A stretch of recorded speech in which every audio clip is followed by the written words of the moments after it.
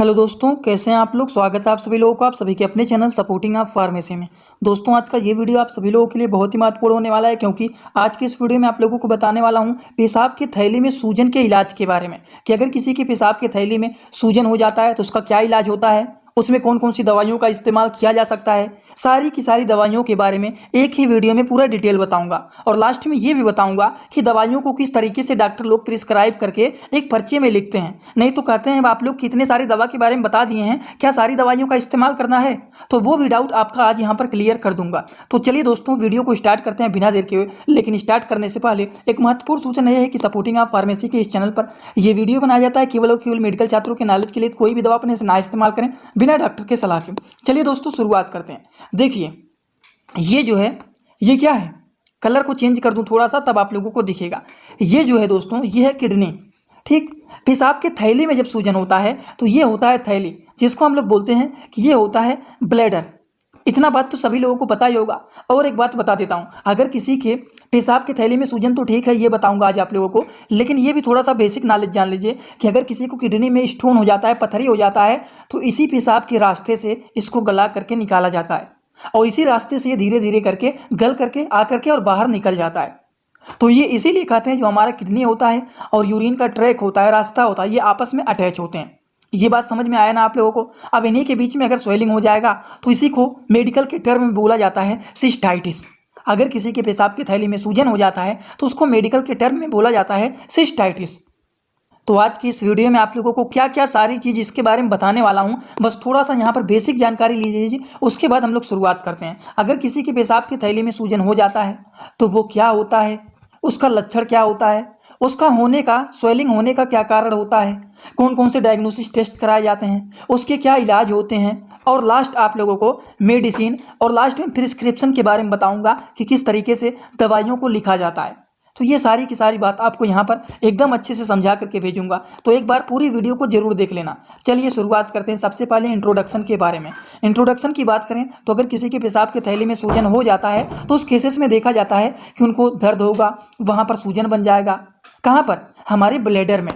और जब ब्लैडर में ये सारे प्रॉब्लम देखे जाते हैं तो इसको मेडिकल के टर्म में क्या बोला जाता है? इसको मेडिकल के टर्म में बोला जाता है सिस्टाइटिस हो जाना। जैसे यहाँ पर देखिए, पेशाब की थैली में सूजन है, जिसको जूम करके यहाँ पर दिखाया गया है, तो इसको मेडिकल के टर्म में स्वेलिंग नहीं, सिस्टाइटिस बोला जाता है। ये बात आपको समझ में आ गया होगा। मेडिकल के टर्म आप लोगों को पता रहना चाहिए। बात यहाँ पर ये आता है कि अगर किसी को पेशाब की थैली में सूजन हो जाता है, सिस्टाइटिस हो जाता है, तो उनमें कौन कौन से लक्षण देखे जाते हैं। दोस्तों, अगर लक्षण की बात करें तो यूरिनरी ब्लैडर, जो ब्लैडर होता है उसमें दर्द होना देखा जाता है। उसके बाद pain when you touch there, जब आप वहाँ पर टच करते हैं ब्लैडर के पास तो वहाँ पर क्या होता है? दर्द देखा जाता है। पेनफुल इंटरकोर्स होता है। और ब्लड इन यूरिन, यूरिन में ब्लड आने लगता है। यूरिनेशन के दौरान जब आप पेशाब करने जाते हैं तो उस वक्त भी दर्द देखा जाता है। बर्निंग वाइल यूरिनेशन, पेशाब करने जाते हैं तो उस समय पर जलन भी दिखाई देने लगता है।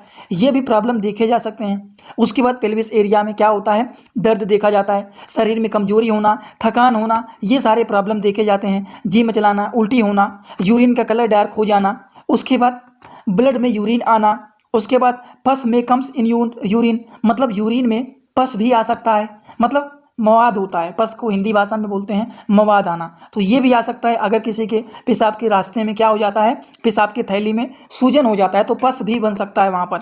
ये भी जानकारी आप लोग को रहना चाहिए। उसके बाद स्ट्रांग यूरिज टू यूरिनेट, उसके बाद लो ग्रेड फीवर, हल्का फुल्का बुखार भी देखा जा सकता है।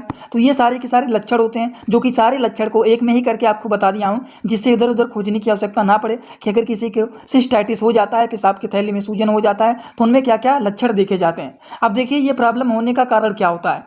कारण बहुत सारे होते हैं। बैक्टीरिया के ग्रोथ के कारण हो सकता है, आपका पर्सनल हाइजीन नहीं सही है, इसकी कमी के द्वारा हो सकता है, या फिर पब्लिक टॉयलेट बहुत ज़्यादा गंदा होता है। आप जाते हैं बाहर का टॉयलेट जब इस्तेमाल करते हैं तो देखते हैं कितना ज़्यादा गंदा होता है। अलग अलग प्रकार के लोग आते हैं, साफ सफाई सही से नहीं करते हैं, जिसकी वजह से भी ये प्रॉब्लम देखा जा सकता है, उनको सिस्टाइटिस हो जाना। ठीक, या फिर अगर किसी को यूरिनरी ट्रैक इन्फेक्शन पहले का भी हुआ रहा होगा तो उसकी वजह से भी ये बीमारी हो सकता है, या फिर रेडिएशन ट्रीटमेंट करवाए होंगे पेल्विस एरिया में तो इसके कारण भी देखा जा सकता है कि उनको सिस्टाइटिस का बीमारी हो सकता है। या फिर अगर पेशेंट को डायबिटीज रहा होगा, शुगर का पेशेंट होगा वो, तो उसको भी ये बीमारी देखा जा सकता है। या फिर किसी को अगर किडनी में स्टोन हो गया है, किडनी में पथरी हो गया है, तो उस तरह के लोगों में भी देखा जाता है कि पेशाब की थैली में सूजन हो जाना। और पहले ही आप लोगों को यहाँ पर दिखा दिए हैं कि जो हमारा होता है किडनी, ये ब्लैडर के पास अटैच होता है, ये होता है किडनी, और इस तरीके से यहाँ से ये अटैच होता है और इसी के रास्ते इसको गला करके निकाला भी जाता है। ये बात समझ में आया ना आप लोगों को। तो अगर किसी को हिस्ट्री में पहले कभी क्या रहा होगा, यूरिनरी ट्रैक्ट इन्फेक्शन या फिर किडनी स्टोन रहा होगा, तो उस तरह के लोगों में ये प्रॉब्लम देखा जा सकता है कि उनको क्या होगा, उनको देखा जा सकता है कि सिस्टाइटिस का बीमारी हो जाना। आई होप इतना बात एकदम अच्छे से समझ में आ गया होगा। अब यहाँ पर बात करते हैं हम लोग कि अगर किसी को किडनी में क्या हो जाता है, सॉरी किडनी में नहीं, सिस्टाइटिस हो जाता है, पेशाब की थैली में सूजन हो जाता है, तो उसके लिए कौन कौन से डायग्नोसिस एंड टेस्ट कराए जाते हैं जिसके माध्यम से कंफर्म हो जाता है कि हाँ पेशेंट को सही में इनको यहाँ पर सिस्टाइटिस हुआ है। तो दोस्तों इसको कंफर्म करने के लिए पेशेंट का पहले मेडिकल हिस्ट्री देखा जाता है कि इनको पहले कोई प्रॉब्लम तो नहीं था। फिजिकल एग्जामिनेशन कराया जाता है। इसमें क्या देखा जाता है, इसमें इनके बारे में पूछा जाता है। Sign and symptom based test होता है जिसमें पूछा जाता है कि आपके शरीर में क्या क्या लक्षण देखे जा रहे हैं, आपको क्या क्या प्रॉब्लम हो रहा है, इसके माध्यम से भी आइडेंटिफाई किया जाता है। ब्लड एंड यूरिन टेस्ट के माध्यम से ब्लड टेस्ट किया जाता है, यूरिन निकाल करके टेस्ट किया जाता है, इसके माध्यम से आइडेंटिफाई किया जाता है। जैसे यूरिन का कलर डार्क हो जाता है तो यूरिन टेस्ट के माध्यम से ये पता चलेगा ना कि यूरिन का कलर डार्क है कि कैसा है, तो इसीलिए यूरिन टेस्ट भी कराया जाता है जिससे कंफर्म हो जाता है कि इनको सिस्टाइटिस हुआ है कि नहीं हुआ है। अल्ट्रासाउंड स्कैन के भी माध्यम से पता किया जाता है। एक्सरे ऑफ ब्लैडर, जो ब्लैडर होता है, जो पेशाब की थैली होता है, उसका एक्सरे भी कर दिया जाता है जिससे यहाँ पर पता लग जाता है कि क्या इनको सच में सिस्टाइटिस हुआ है कि नहीं हुआ है। या फिर यूरिन कल्चर टेस्ट भी कराया जाता है। तो ये कुछ अलग अलग प्रकार के टेस्ट होते हैं जिनके माध्यम से आइडेंटिफाई किया जाता है कि क्या इनको सिस्टाइटिस का डिजीज है या फिर नहीं है। अगर है तब उनको इलाज किया जाता है। कौन कौन से इलाज किए जाते हैं, पहले तो बहुत ही बेसिक ट्रीटमेंट के बारे में बताऊंगा, जैसे कि उनको ज़्यादा से ज़्यादा पानी पीना चाहिए, कोकोनट वाटर अगर मिल जाता है तो वो भी ज़्यादा से ज़्यादा पीना चाहिए, फ्रेश खैरबनी जूस पीना चाहिए, मतलब करौंदा सुने हैं ना आप लोग, जिसको क्रैबनी बोला जाता है, क्या बोला जाता है, कैर्नबेरी का जूस बोला जाता है, जिसको हिंदी भाषा में करौंदा बोला जाता है, तो इसका भी जूस ज़्यादा से ज़्यादा पीना चाहिए। मेडिसिन के ट्रीटमेंट के बारे में, दवाइयों के बारे में अभी बताऊंगा। अपने पर्सनल हाइजीन को साफ सुथरा स्वच्छ रखने के लिए डिटॉल हो गया, ये सारे प्रोडक्ट हो गए, इनमें से कोई भी प्रोडक्ट आप इस्तेमाल कर सकते हैं जिससे हमारा शरीर साफ सुथरा रहे।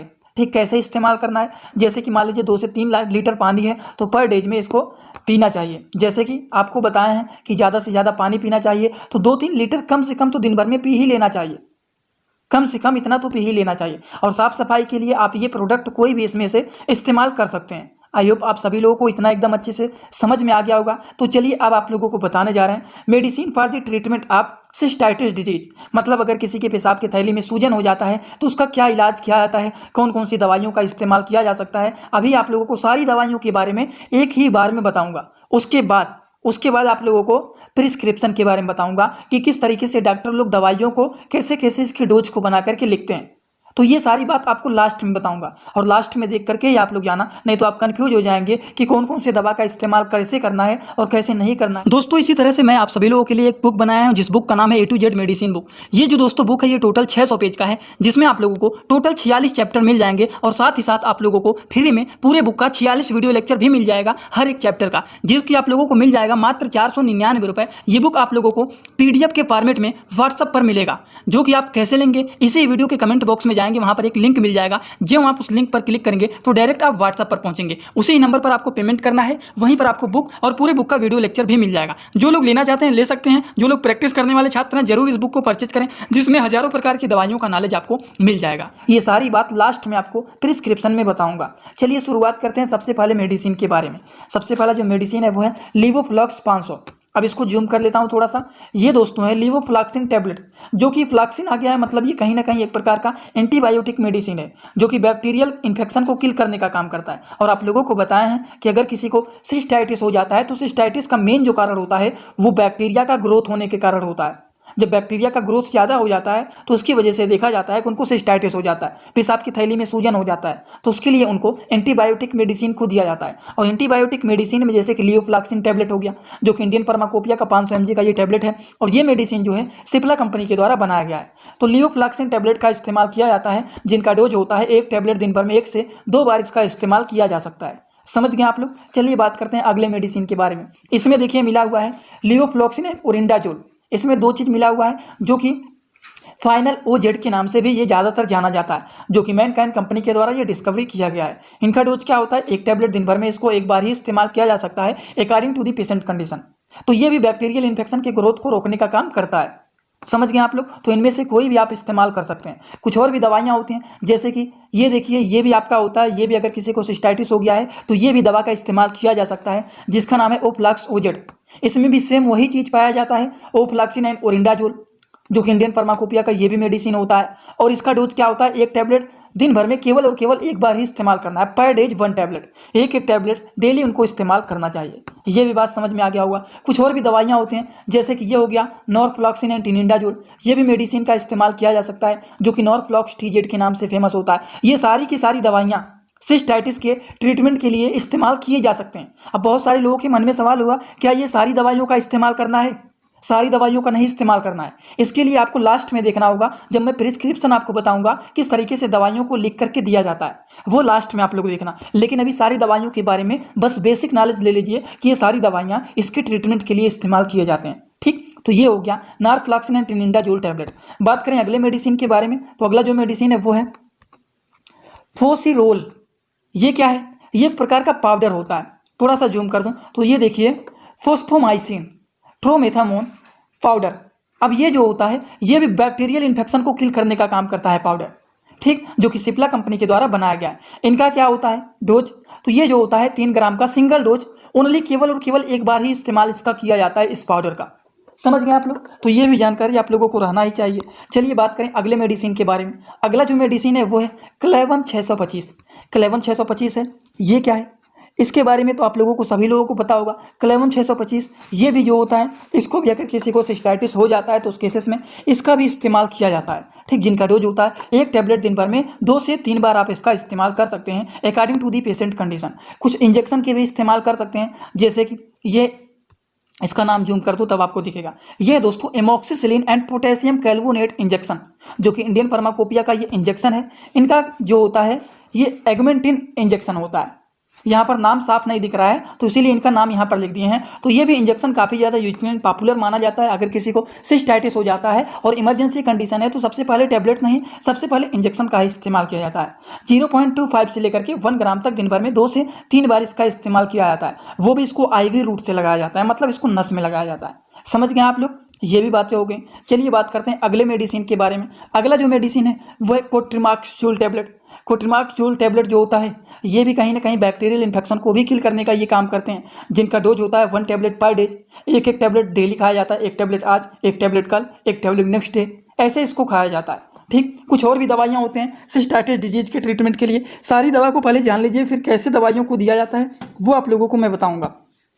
अगला जो मेडिसिन है दोस्तों वो है नाइट्रोफ्यूरेंटोइन सस्टेन रिलीज टैबलेट, जो कि 100 mg का ये टैबलेट माना जाता है, जो कि ये भी काफ़ी ज़्यादा यूजफुल पॉपुलर मेडिसिन होता है सिस्टाइटिस डिजीज के ट्रीटमेंट के लिए, जिसका डोज होता है 1 टैबलेट दिन भर में 2 से 3 बार इस्तेमाल किया जाता है। ये दवाइयों के डोज होते हैं OD हो गया, BD हो गया, और TID या फिर TDS हो गया, QID हो गया। तो इन सारी चीज़ों का मतलब होता है, OD का मतलब 1 बार खाना है, BD का मतलब 2 बार खाना है, TDS का मतलब 3 बार खाना है, QID का मतलब होता है दवा को दिन भर में 4 बार खाना है। तो ये दवा के डोज होते हैं जो कि आप लोगों को बेसिक तौर पर पता रहना चाहिए। कुछ और भी बातें कर लेते हैं दवा के बारे में, जैसे कि ये देखिए है, क्या है, ये है सेफाड्रोक्सिल टैबलेट, और ये है सेफेक्साइम पोटेशियम कैल्वोनेट टैबलेट। ये टैक्सिम O के नाम से फेमस होता है, और ये जो होता है ओडोक्सिल के नाम से फेमस होता है। ये 200 mg का टैबलेट है, ये 500 mg का टैबलेट है। दोनों को देख लीजिए, इनका डोज होता है जो होता है ये सेफोडोक्सिल टैबलेट, इसका एक टैबलेट दिन भर में 1 से 2 बार इस्तेमाल कर सकते हैं। सेफेक्साइम टैबलेट को दिन भर में 1 से 2 बार इस्तेमाल कर सकते हैं, जो कि काफ़ी ज़्यादा यूजफुल एंड पॉपुलर मेडिसिन ये माना जाता है सिस्टाइटिस डिजीज के ट्रीटमेंट के लिए। सारी दवा को जल्दी से जान लीजिए, उसके बाद मैं आप लोगों को किस तरीके से दवा को दिया जाता है वो बताऊँगा लास्ट में। अगला जो है ये है मोनोसेफ। मोनोसेफ को आप IV रूट से भी इस्तेमाल कर सकते हैं, IM रूट से भी इस्तेमाल कर सकते हैं, लेकिन डॉक्टर लोग ज़्यादा से ज़्यादा इसको IV रूट से ही बोलते हैं लगाने के लिए। ठीक, और ये भी होता है मोनोसेफ, ये भी मोनोसेफ होता है। ये 1 ग्राम का होता है, ये 2 ग्राम का होता है, दोनों का कंपोजिशन सेम ही है। और एक और भी आता है, ये होता है लैक्टागार्ड, तो ये भी, इसका भी वही काम होता है। दोनों में से कोई भी एक इस्तेमाल कर सकते हैं आप। ठीक, और ये जो होता है अगला फ्लूकोनाजोल टैबलेट। फ्लूकोनाजोल जो होता है ये फंगल इन्फेक्शन को ट्रीट करने का काम करते हैं। Fluconazole, miconazole, terconazole, itraconazole. तो ये मैंने आप लोगों को इसलिए बताया था, इसके लिए एक ट्रिक बनाया था, जिन दवाइयों के नाम के लास्ट में एजोल आ जाए या फिर नाजोल आ जाए, नाजोल आ जाए, इतना देख लो आप लोग, नाजोल आ जाए तो वो दवाइयाँ फंगल इन्फेक्शन के ट्रीटमेंट के लिए होते हैं। फ्लूकोनाजोल, माइकोनाजोल, टरकोनाजोल, इंट्राकोनाजोल, तो सब में नाजोल आ रहा है, तो ये दवाइयाँ जो होते हैं फंगल इन्फेक्शन की ट्रीटमेंट के लिए होते हैं, तो इसको आप इस्तेमाल कर सकते हैं। जैसे कि फ्लूकोनाजोल जो होता है ये पर वीक खाया जाता है, और इंट्राकोनाजोल जो होता है एक कैप्सूल दिन भर में एक बार खाया जाता है, वो भी लगातार 7 दिन तक इसको चलाया जाता है। जैसे ईचिंग होने लगता है उस ईचिंग को ये रोकने का काम करता है। ठीक, बात करें अगला जो मेडिसिन होता है वो होता है फ्लोएक्सटेट टैबलेट, जो कि यूरिकाइंड के नाम से फेमस होता है। ये लूनिकोनाजोल का क्रीम होता है, जहां पर मान लीजिए ईचिंग हो रहा है उस एरिया में इसको लगा दिया जाता है। समझ गए आप लोग? तो ये भी फंगल इन्फेक्शन के ट्रीटमेंट के लिए होता है। कुछ और भी सिरप आते हैं, जैसे कि एल्कासोल होता है। ये एल्कासोल ओरल सॉल्यूशन होता है, जो कि 5 ml दिन भर में सुबह और शाम इसको इस्तेमाल कर सकते हैं। ठीक, तो और लूलिकोनाजोल का जो होता है क्रीम का डोज, इसका होता है एक बार दिन भर में 1 से 2 बार इसको लगा सकते हैं, 2 से 3 बार भी लगा सकते हैं, ऐसा कोई प्रॉब्लम नहीं होता है। ठीक, ज़्यादा इचिंग होगा तो 2 से 3 बार भी आप लगा सकते हैं। सिरप की अगर बात करें कि अगर किसी को सिस्टाइटिस डिजीज हो गया है तो उस केसेस में आप एल्कासोल हो गया, जो कि यहाँ पर देखिए इनके नाम लिखे गए हैं, नाम इनके थोड़े से खतरनाक होते हैं, आपको पढ़ने में प्रॉब्लम ना हो इसीलिए मैं यहाँ पर लिख गया हूँ। जैसे कि यहाँ पर देखिए चेरक एल्का 5 सिरप हो गया, हिमालय का भी आता है सिरप, हिमालय का भी आता है, रिनाल का सिरप हो गया, और भी आता है सिरप। ये जो होता है जेल होता है, हिमालय का वी जेल आता है, ये भी सिस्टाइटिस के ट्रीटमेंट के लिए यूजफुल माना जाता है। और भी आता है ये SBL का ड्राप आता है, जिसको क्या किया जाता है, ये थोड़ा थोड़ा करके पानी में 10 से 15 ड्राप दिन भर में 2 से 3 बार इसको पिया जाता है। उसके बाद ये जो आता है क्लियर स्टोन, जैसे मान लीजिए अगर किसी को किडनी में पत्थरी हो गया है, उसकी वजह से उनको सिस्टाइटिस हो गया है, सूजन हो गया है, तो उसके लिए SBL का आता है, जिसका काम क्या होता है, ये क्लियर स्टोन करने का काम करता है। क्लियर का मतलब क्या होता है, साफ करना। स्टोन का मतलब क्या होता है, पत्थरी। तो पत्थरी को ये साफ करने वाले ड्राप होते हैं। तो 10 से 15 ड्राप दिन भर में 2 से 3 बार इसको इस्तेमाल किया जाता है। तो ये सारी की सारी बात हो गई दवाइयों के बारे में। अब आपको यहाँ पर बताने जा रहे हैं किस तरीके से इसको लिया जाता है, कैसे डॉक्टर लोग इतने सारे मेडिसिन को बताए हैं। एंटीबायोटिक के इतने सारे एग्जाम्पल आपको दे दिया हूँ कि ये सारे एंटीबायोटिक होते हैं, इनमें से कोई एक इस्तेमाल किया जाता है। ये सारे एंटीफंगल होते हैं, जैसे माइकोनाजोल, टेरकोनाजोल, इंट्राकोनाजोल, लूलिकोनाजोल। तो ये सारे जो होते हैं, अब सारे नहीं इस्तेमाल करने, कोई एक इस्तेमाल करना है। तो कैसे इसको प्रिस्क्राइब किया जाता है, कैसे पेशेंट को दिया जाता है, वो अब आप लोग यहाँ पर जान लीजिए। जैसे कि कोई भी एक एंटीबायोटिक मेडिसिन दिया जाता है, कोई भी एक सिंगल डोज में एंटीफंगल मेडिसिन दे दिया जाता है, कोई एक एल्जाई, उसके बाद एल्काइलाइजर दे दिया जाता है। जैसे कि यहाँ पर इतने सारे मैं आप लोगों को बताए हैं, यहाँ पर बहुत सारे सिरप के बारे में बताएं, तो इनमें से कोई भी एक दे दिया जाता है। ठीक, तो वहाँ पर वही चीज़ लिखा गया है, कोई भी एक एल्कालाइजर दे दिया जाता है, एक फ्लेक्सटेट टैबलेट दे दिया जाता है, कोई भी एक जेल दे दिया जाता है, जैसे वी जेल बताएं, लूलिकोनाजोल का जेल बताएं, तो कोई भी एक दे दिया जाता है। उनमें से कोई एक एंटी एसिड का मेडिसिन दे दिया जाता है। अगर मान लीजिए पेशेंट को हल्का फुल्का बुखार है तो बुखार को ठीक करने के लिए पैरासीटामॉल टैबलेट दे दिया जाता है। होम्योपैथिक ड्राप की अगर बात करें तो होम्योपैथिक ड्राप में देखिए लास्ट में आप लोगों को बताएं कि SBL का ये ड्राप दे सकते हैं, नहीं तो SBL का क्लियर स्टोन दे सकते हैं। अगर मान लीजिए पेशेंट को आप देख रहे हैं उनको किडनी में स्टोन है, तो उस स्टोन को गला करके छोटा करके निकालने के लिए क्लियर स्टोन को दिया जाता है, जो कि 10 से 15 ड्रॉप दिन भर में 2 से 3 बार इसको दिया जाता है। तो ये सारा का सारा इनका काम होता है और इस प्रकार से दवाइयों को प्रिस्क्राइब किया जाता है। तो दोस्तों आज का वीडियो कैसा लगा, आप लोगों को समझ में आया कि नहीं? जितने लोग यहाँ पर देख रहे हैं सभी लोग कमेंट बॉक्स में जरूर बताना कि आप लोगों को ये सारी बात समझ में आया कि नहीं। अगर समझ में आया हो तो कमेंट बॉक्स में आप सभी लोग जरूर बताना। बीच में तो जो लोग सोच रहे होंगे कितने सारे दवा के बारे में बता रहे होंगे वो तो बीच में ही छोड़ करके चले गए होंगे, उनको शायद समझ में नहीं आया होगा। लेकिन जो लोग लास्ट में प्रिस्क्रिप्शन वाला देख लिए होंगे तो उनको पूरा डिटेल समझ में आ गया होगा कि किस तरीके से दवाइयों को देना है। तो दोस्तों समझ में आया हो तो सभी लोग कमेंट बॉक्स में अपना फीडबैक जरूर देना। आज का वीडियो यहीं पर होता है complete. Thanks for watching video, like comment share and subscribe this channel.